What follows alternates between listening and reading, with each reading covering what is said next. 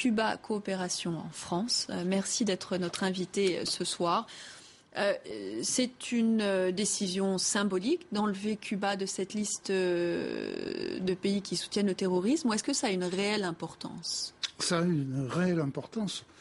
Réelle importance, à mon avis, d'abord pour le peuple cubain qui n'avait pas mérité cet affront et qui, en plus, ne l'a pas mérité, mais il n'y a aucune justification. Et réelle importance parce qu'on peut considérer que c'est la première étape du processus qui va permettre la fin de l'embargo.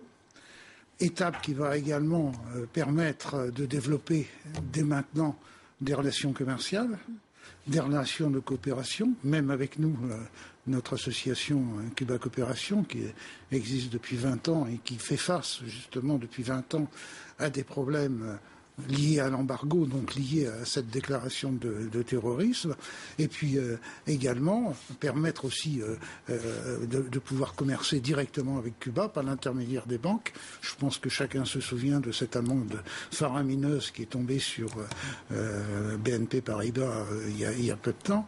Donc c'est toute la fin, c'est le début du commencement de toute cette normalisation. Donc une différence importante sans doute qui attend les Cubains dans leur vie au jour le jour. Pourquoi maintenant, pensez-vous? Le changement vient-il de la Havane ou vient-il de Washington? Il ne peut venir que de Washington. La Havane n'a jamais demandé à être sur une liste noire, n'a jamais commis le moindre attentat que je sache qui permette d'être de cette classification. La Havane, au contraire, a résisté à l'embargo aux Américains, puisque c'est même les Américains qui ont imposé cette loi. Donc là fatalement, le pas en avant, il est dû à Barack Obama en particulier. Mais il est le résultat d'une ouverture de la part de la Havane, de changements au niveau de la politique à l'intérieur de Cuba. Changement. Vous n'en voyez pas ? Si, il y a des changements, il y a des grandes lois économiques qui ont été prises. Qui permettent un meilleur accès au peuple cubain au niveau des prêts, du commerce. Il y a des choses importantes en ce qui concerne l'installation d'entreprises françaises ou étrangères sur Cuba, une meilleure coopération. Il y a tout ça. Mais au point de vue politique, moi, personnellement, je vais à Cuba depuis 15 ans.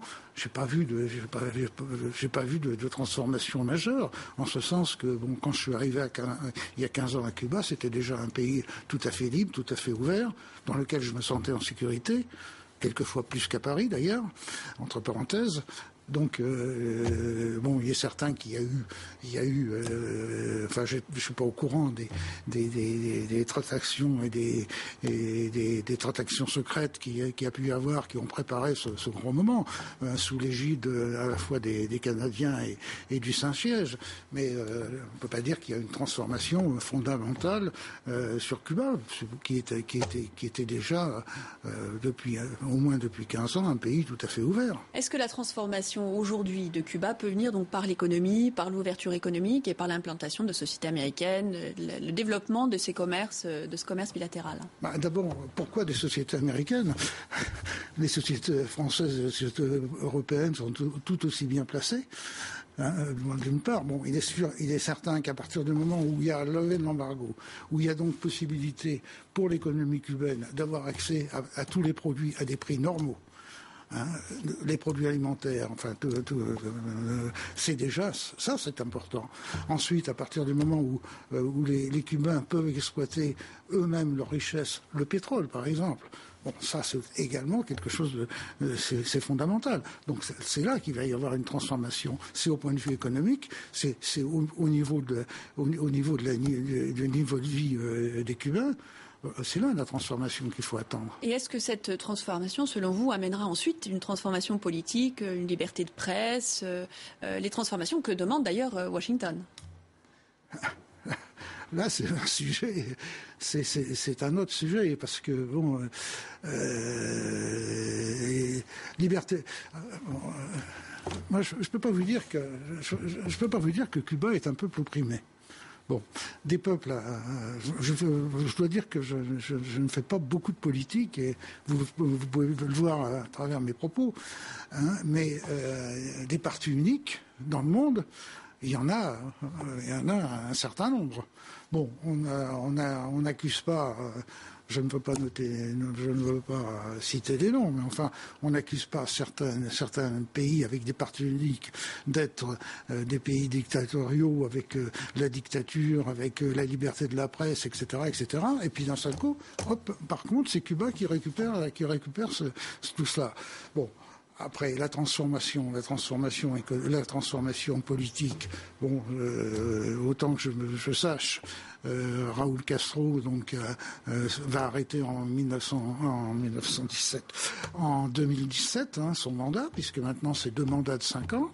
Ensuite, il y aura des élections. Moi, quel sera le résultat des élections, je suis incapable de vous le donner. Hein. Alors, une des communautés qui s'inquiète justement de ce rapprochement ou qui se méfie d'un rapprochement, c'est la communauté cubaine aux États-Unis qui s'oppose au régime qui reste en place à La Havane. Évidemment. Évidemment, parce que la communauté cubaine, et qu'est-ce que c'est la communauté cubaine? Ce sont des gens qui sont partis avec Batista, avec des valises pleines de leur fortune, et qui se sont installés là-bas. Bon, en représailles, si je puis dire, leurs biens ont été confisqués. Donc maintenant, leurs biens ont été confisqués et redistribués. Les terrains, etc. Il est certain que ces gens-là ne peuvent pas dire « c'est très bien ce qui se passe » et puis ne pas avoir plus qu'un regret, soit pour la mère patrie, soit pour des intérêts plutôt économiques. Ça, c'est clair. Pour ce qui est vous qui allez beaucoup dans le pays même, est-ce que vous sentez qu'il y a un véritable désir d'ouverture? Est-ce que les Cubains sont demandeurs de cette ouverture, d'un renouveau des relations avec Washington notamment, mais avec l'Union européenne également, avec le reste du monde? Je dirais que la préoccupation des Cubains, à mon sens, la préoccupation des Cubains, c'est bien sûr l'ouverture, c'est bien sûr l'ouverture sur le monde, c'est bien sûr la possibilité de voyager. Alors, quand on dit la possibilité de voyager, il ne faut pas penser que les Cubains ne peuvent pas voyager. Pour le moment, ils n'ont pas le moyen de voyager. C'est ça. C'est un problème de finances. Bon, notre association, par exemple, reçoit et forme des stagiaires de haut niveau. Bon, on en est à peu près au 60e. Ça fait 10 ans qu'on organise ces stages. Bon, il n'y a jamais eu aucun problème pour qu'un Cubain ou plusieurs Cubains viennent en France. C'est plus la France qui ne pose pas des problèmes, mais qui pose des conditions très légitimes, c'est-à-dire que les gens il y a une garantie d'hébergement, une garantie de ressources pendant leur séjour, une garantie de santé, etc. Mais les Cubains, c'est ça, leur besoin de voyager, c'est simplement parce qu'ils n'ont pas l'argent pour le faire. Ce qui pourrait donc changer dans les années à venir. Ce qui pourrait changer à partir du moment où des entreprises vont pouvoir s'installer, et ça c'est une des nouvelles lois, c'est ces lois mixtes sur l'établissement d'entreprises, et c'est ça qui peut amener de l'emploi, et de l'emploi bien rémunéré. Je vais vous donner un exemple simplement. Le rhum de Cuba que tout le monde connaît. Eh bien, les bouteilles, pour le moment, il faut les importer. Donc, rien que l'installation d'une verrerie qui permettrait de fabriquer des bouteilles. Transformerait la chose. On va devoir s'arrêter là, malheureusement. Mais merci beaucoup, Christian Huard, d'avoir été notre invité ce soir, 18h27 à Paris. Une petite pause tout de suite et les titres de l'actualité.